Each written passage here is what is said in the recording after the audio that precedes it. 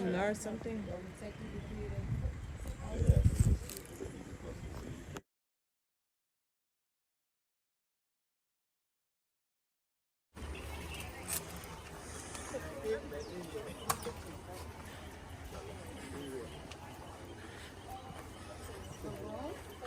Hey. Hello, my friend.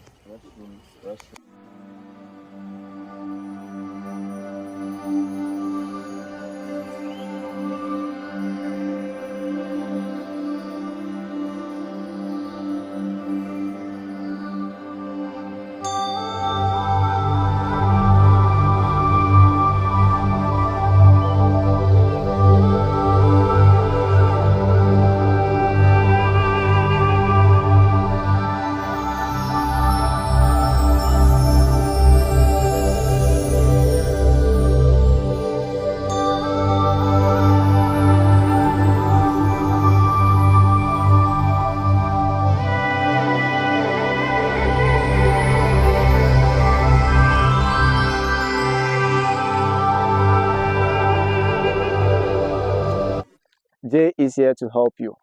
He's going to give you all the lists and then you pick your names from it.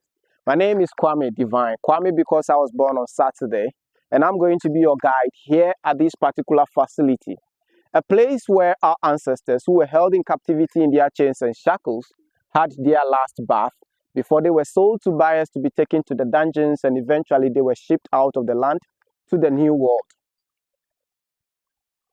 But before we embark on this journey, in the memories of the ones we lost a lot of them. Walking from the hinterlands to get here from here to the dungeons. Through the middle passage to the new world, a lot of our ancestors died. Many more died on the plantations where they took them. Sacrifices were put in place so that we can be here today to witness the day and then even hear the stories. I shall ask that we take just 1 minute of our time to have a silent moment for those we lost. And after the 1 minute silence, I will say, may their souls rest in perfect peace. And we shall all respond by saying, Ashe. That word is a Yoruba word, and the word simply means, so shall it be. So please, let's have a minute of silence.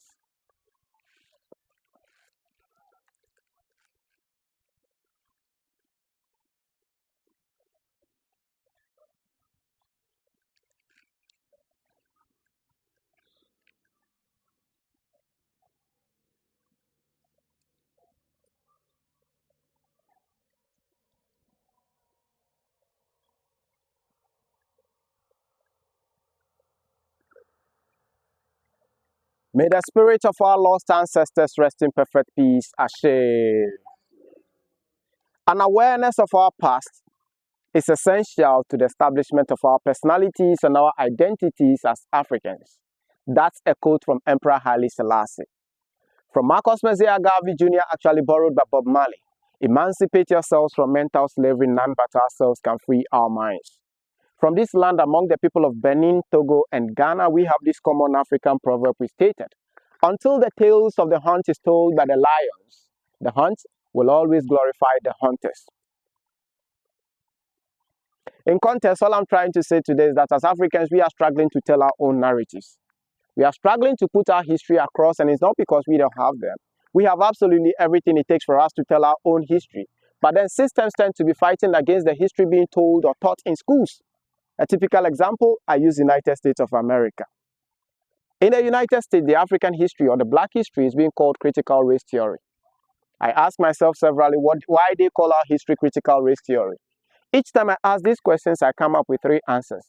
Number 1, for nearly 400 years, our ancestors were the ones who were held captives into chains and shackles. They moved them across oceans, 6,000, 7,000 miles. They survived. On the plantations, they worked. Every now and then, they came out of these chains. After slave trade came to an end, they went through Jim Crow, lynching, segregation, and so many other systems. All these, they survived. Why were the ancestors surviving?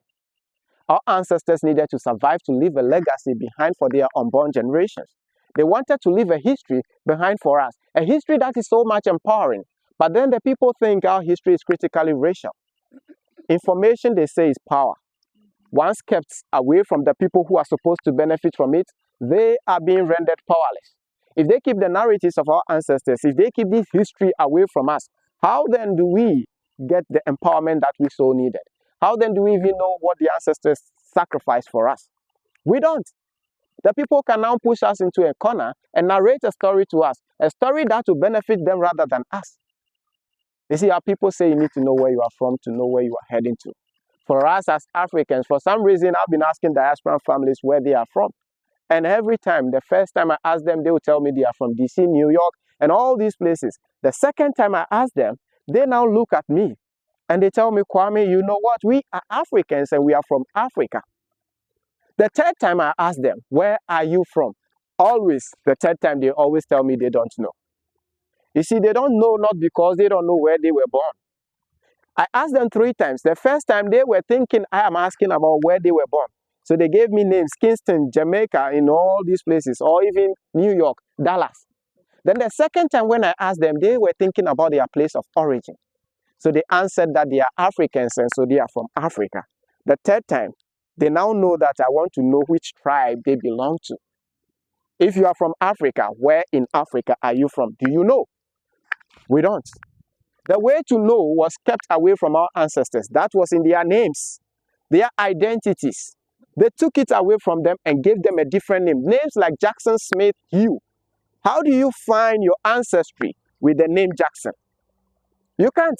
When you go through the genealogy, you get stuck on a plantation.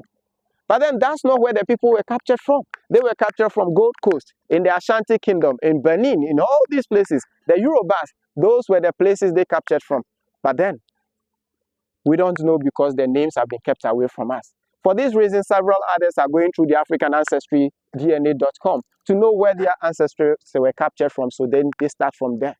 Others don't want to wait anymore, so they just want to buy their plane tickets and they come to Africa. When they go to Africa, there is this sense of belonging that starts setting in the moment they step feet at the airport. When they step feet on the ground, they look around them and they see the majority of the people looking just like them. So then they feel like, this is it. But this has been kept away from us for a very long time. And so we don't really know where we are from because of all this. If you know your history, you will know your roots. So then you will be connected with them. And that's why they are keeping the history away. That's my first point. Secondly, is that we live in a society that is governed by the European interferences. If we go anywhere on this continent, they are there. Even in our own traditional settings, in our cultures, in the democratic world, they are all there, telling us what to do and what not to do. Imagine I know all about my ancestors and the land, the history. Do you think I will keep it to myself, or I would want to share it among my little brothers and sisters? I would love to share it. But then when you teach the little ones, the next morning they are going to school, they are going to talk about it. They will ask their teachers if you know this or not. As a teacher, tell the child you don't know and the child will take over your class. The child will teach his friends. When they go to the cafeteria, they are talking about it. Not all their friends are from the black communities. So they will also pick the topic. The next 3 hours, they are home asking their parents to tell them more about it. But do you think their parents are going to willingly share the narrative? They told us Christopher Columbus discovered America, right? But then in actual history, Christopher never discovered the land. He got lost. The natives found him, they saved his life, and then he paid them with evil. George Washington became a president. How did the Washington family earn their fortunes? It was all through slavery. This is also American history. But then it's not being taught in the schools. Why not? Because they don't want the children to know. One thing I've been hearing about the whole thing is that if you teach the children, they will feel bad. If your children are going to know all this history, the truth, and feel bad, then you are keeping it away from the people who needs it. Those who needs it, how do you want them to feel? So my point is that they don't want their children to know that their ancestors actually were villains towards humanity. So they want to just paint them as heroes so that their children will always revere them. Final point has to do with the reactions. Looking at the things, the history is actually a thing that torments people, so they don't want people to know about it. If you teach it, people will get to know. And it's going to bring out anger or reactions. The reactions they are thinking about is that when the Africans get to know it, they are going to treat them the same way they would have treated them if they were the ones in their shoes. That is vengeance, and that's why they don't want the history to be told. These 3 points is why I think the African history or the black history is being called critical race theory. With all this said, a very long time ago, we lived on a very big, vast land, and the oldest known name of this continent was Akebuland. The word Akebuland means land of humanity, mother of all creation. Some says it is the Garden of Eden. Before the Europeans came here, that was the name. We lived on this land. Tell me, in terms of resources, natural, what do you think Africa lacks? Almost nothing. But unfortunately, we are struggling to build a nation up to the standard that we want it to be. It has always been the advantages that the Europeans have had over us. Long before they came here, our ancestors lived on this big vast land, but then at a point in time, they fought each other for territorial expansions. Due to that, they had victims of wars. The victims were never enslaved at that time.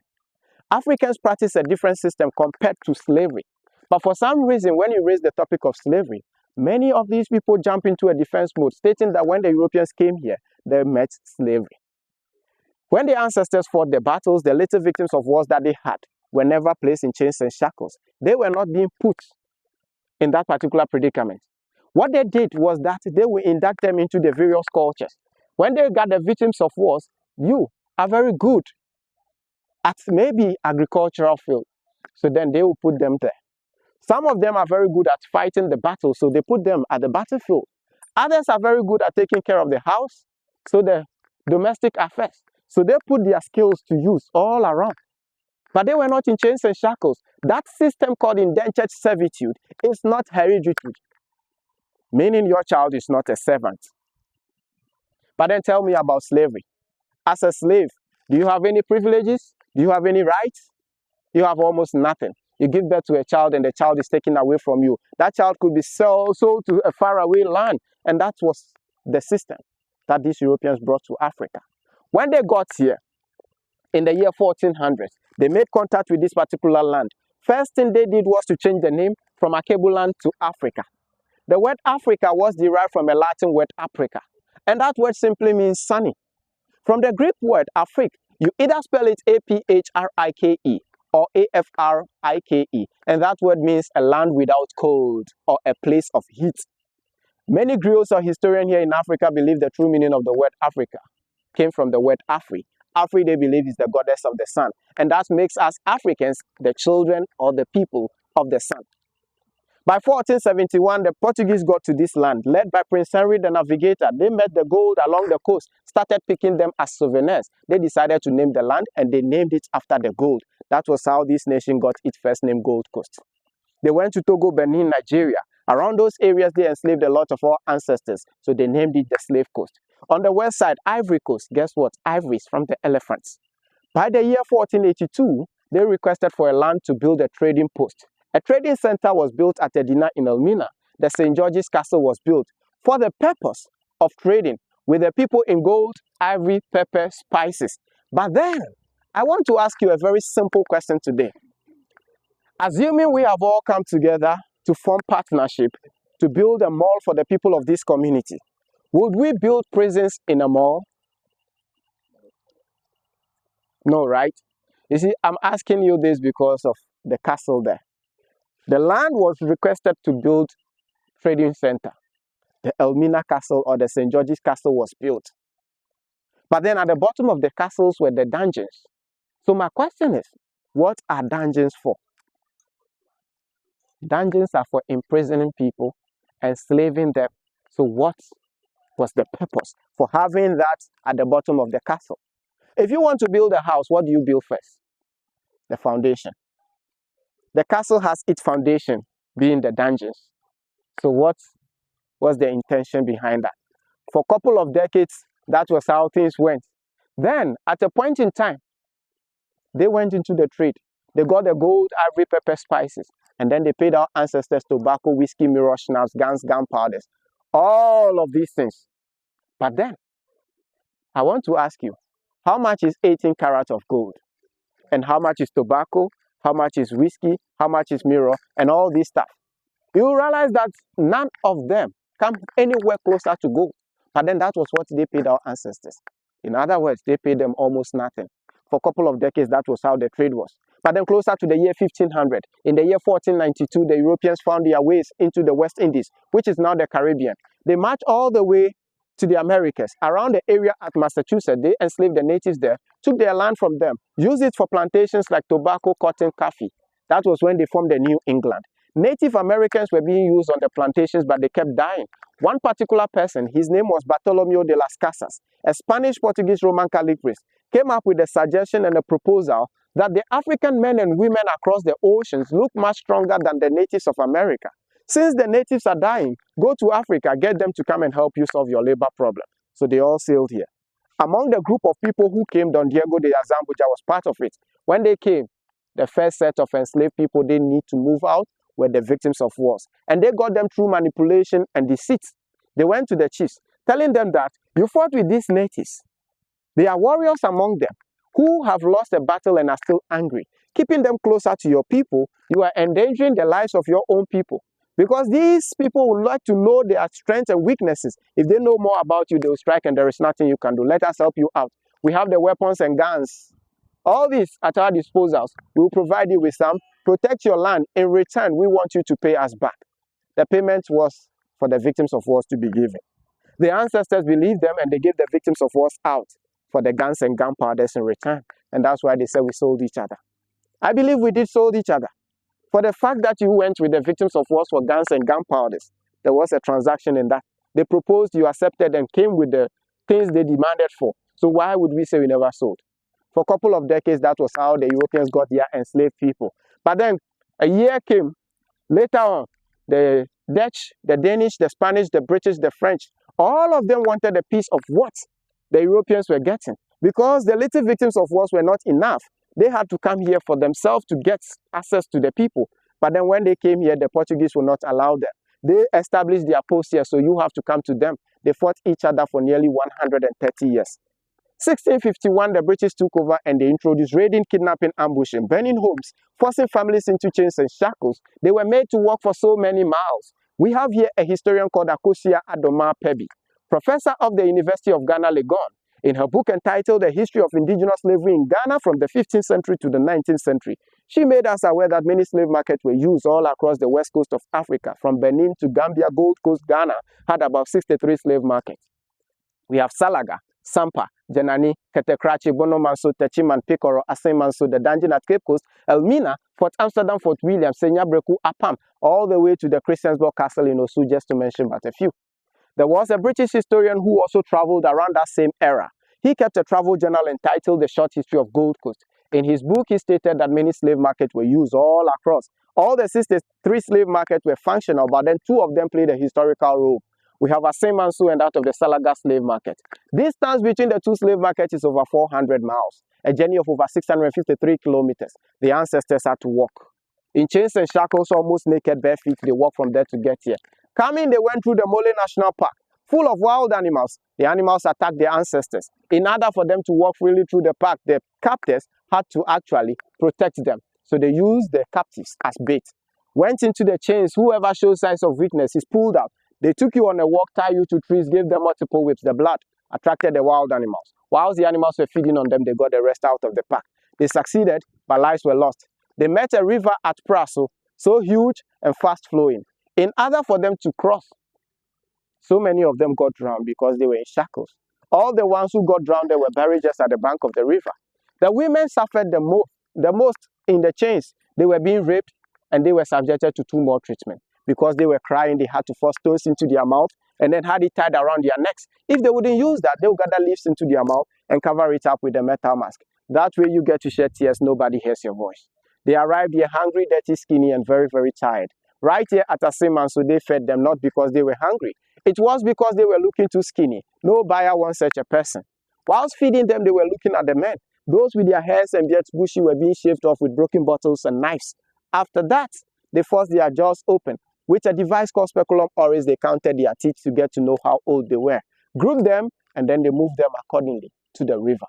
Before we go there, here we have the ancestral graveyard. Remains of Madame Crystal from Kingston, Jamaica, Samuel Carson from New York City, United States, and the last one was brought back from Barbados by the Prime Minister of Barbados, Her Excellency Mia Amo Motley. 1998, they brought these 2 remains back, Crystal and Samuel. Crystal was a captive from Gold Coast, Ghana, captured and taken to Jamaica. When they got there, she wouldn't eat anything. Embarking on a hunger strike, she was caught in the act. They needed to force her to eat something, so they used the chisel and hammer method. They broke the teeth, placed the funnel there, dished the food into the funnel with water, they pushed it down the throat. That way she stayed alive for them not to lose their money. She was a strong woman. Each time she's forced to eat, she forces the hands into the throat and throws everything up. Continued and died in the process. Her dying wish was to be brought back home. Centuries later, the remains were brought back in 1998 together with the remains of Samuel Carson. Carson, on the other hand, happened to be one of the enslaved.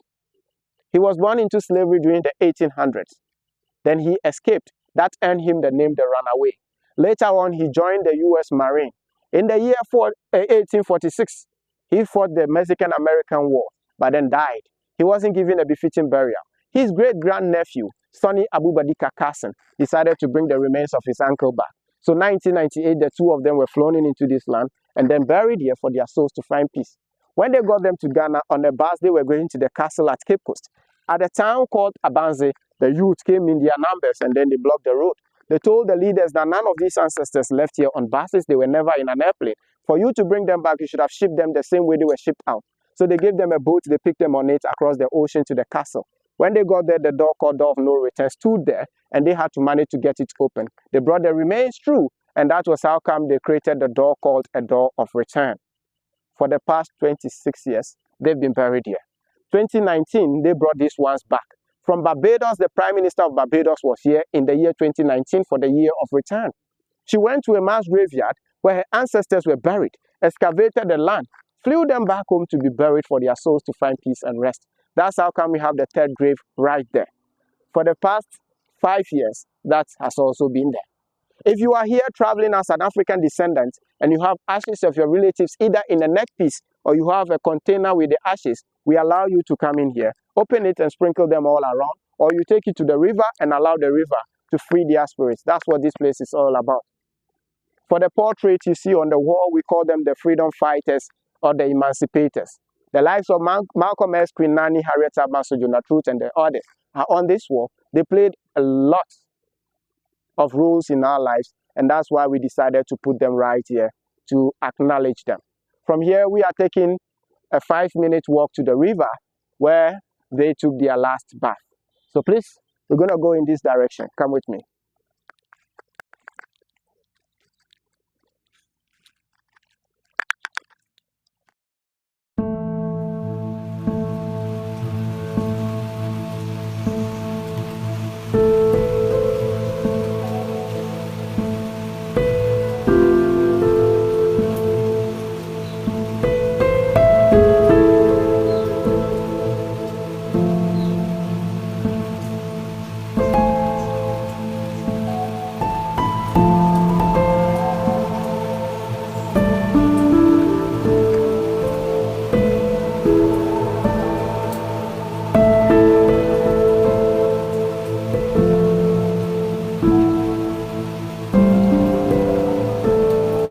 You can just go sit and then lay in it. You feel the water, wash your hands, wash your feet, get the water to touch your skin as a sign of cleansing.